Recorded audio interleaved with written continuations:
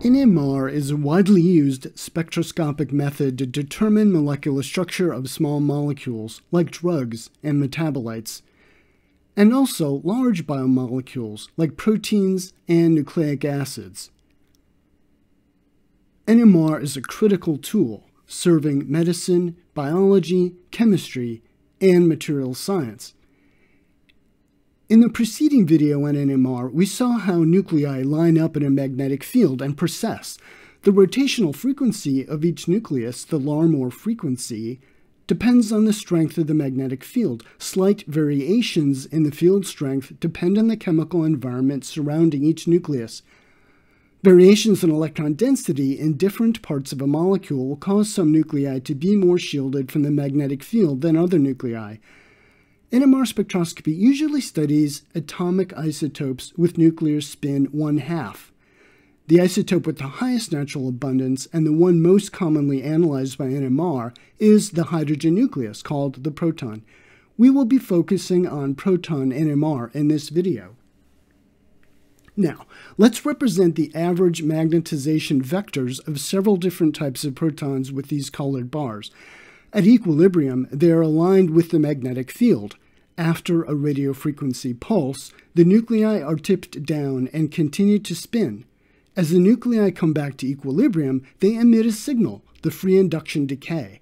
Fourier transformation then converts the FID to the frequency domain, which appear as peaks. The deshielded nuclei are on the left, and the shielded ones are on the right.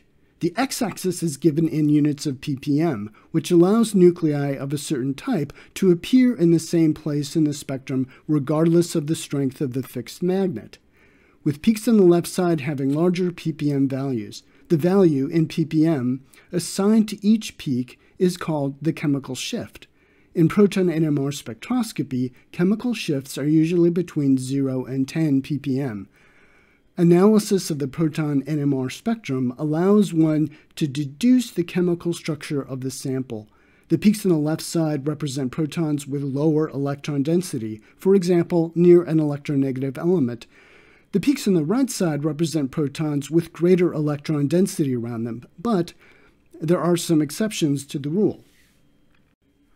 One exception is aromatic compounds like toluene. Remember, an aromatic compound is a cyclic molecule with adjacent pi bonds formed from overlap of p orbitals above and below the ring. The NMR spectrum of toluene has the methylprotons afield as a single peak, as expected, but the ring protons are down at 7.2 ppm, despite the fact that the ring is electron-rich and doesn't have any electron-withdrawing substituents. Why is that? The pi electrons are delocalized and in a ring. When placed in a magnetic field, a current will flow in the ring, much like a current will flow in a copper coil when moved in a magnetic field. The current induces its own magnetic field. The induced magnetic field opposes the applied magnetic field in the middle of the ring, but adds to the applied magnetic field where the ring protons are located. Thus, those protons feel a stronger magnetic field and will appear downfield in the NMR spectrum. This phenomenon is called magnetic anisotropy. All aromatic rings show this behavior, including aromatic hydrocarbons and heterocycles. As long as the ring is aromatic, the protons bonded to the ring will have chemical shifts downfield. Peaks in the proton NMR spectrum that are located between 6.4 and 8.8 ppm are indicators that an aromatic ring is present. Spin-spin coupling is another characteristic of NMR that is helpful in determining chemical structure. The chemical shift of a proton will be affected by its neighboring protons. Say we have proton A with proton B in close proximity. In a magnetic field, proton B will either be aligned with or against the magnetic field, thus slightly perturbing the field that proton A feels. Proton A will be split into a doublet. If there are two protons close by, the peak will be a triplet. 3 neighboring protons will be a quartet. For splitting to occur, proton B must be non-equivalent. That is, it has to be in a different chemical environment. Let's look at a couple examples. The protons HX farthest from the chlorines will be affected by the single proton HA, and the peak, centered at 2.1 ppm, will be split into a doublet. HA has 3 neighboring protons, and its peak, centered at 5.9 ppm, will be split into a quartet. Note that the protons HX are equivalent. They are in the same chemical environment, and they do not split each other. Here we have methylpropionate with 3 groups of protons. For protons to couple, they have to be within 3 bonds of each other.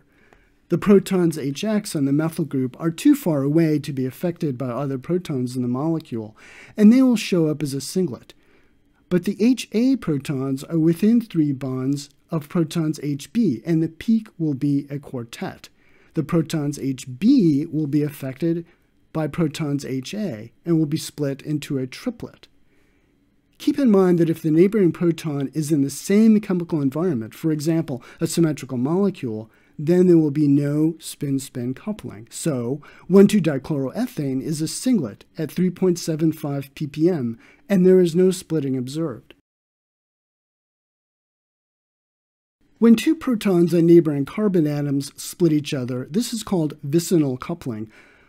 Under certain circumstances, we can have 2 protons bonded to the same carbon atom split each other. This is called geminal coupling. Just as with vicinal coupling, geminal coupling only occurs if the 2 protons, HA and HB, are in different chemical environments. Let's see how this might happen. Here's an alkene, 1-propene. Because of restricted rotation around the double bond, the 2 protons HA and B are in different chemical environments. They will each be split by proton C, but in addition, A will be split by B and B will split A. Proton C is split by all the protons, A, B, and X, and forms a complex multiplet. In saturated systems, geminal coupling commonly occurs in a chiral molecule with a stereocenter adjacent to 2 protons.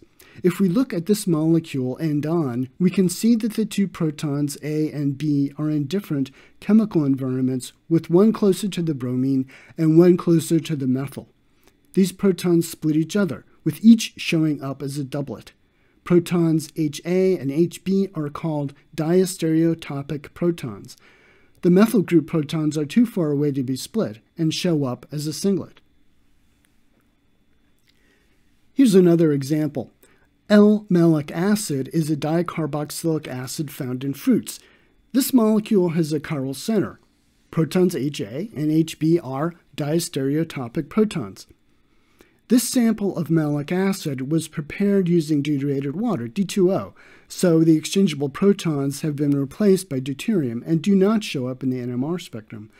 Protons A and B will be split by the single proton C on the neighboring carbon. They're within 3 bonds of each other. But in addition, A will split B and B will split A.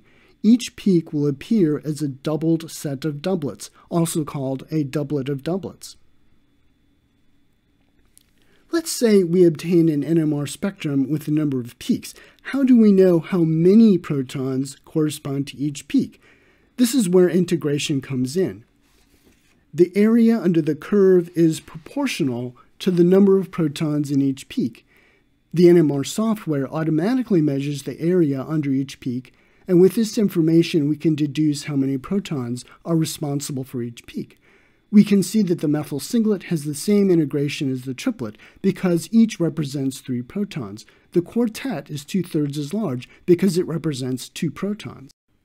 Let's take a look at this NMR spectrum. You may at first think that each of the downfield peaks represents 1 proton. By the integration then, the next 2 peaks would each represent 1/2 a proton, and the upfield singlet would be 1.5 protons. This doesn't make sense. Protons always come in whole numbers. If we assign 2 protons to each of the downfield peaks, realizing that there are 2 HA protons and 2 HB protons, then the next 2 peaks would each represent 1 proton, and the upfield singlet would be 3 protons. Now it makes sense. The NMR spectrum is consistent with the assigned structure. We hope this video has led to a deeper understanding of NMR, which will help you to interpret spectra with greater confidence. If you would like suggestions for further reading, see the video description. Thanks for watching, and please subscribe to Science Sketch.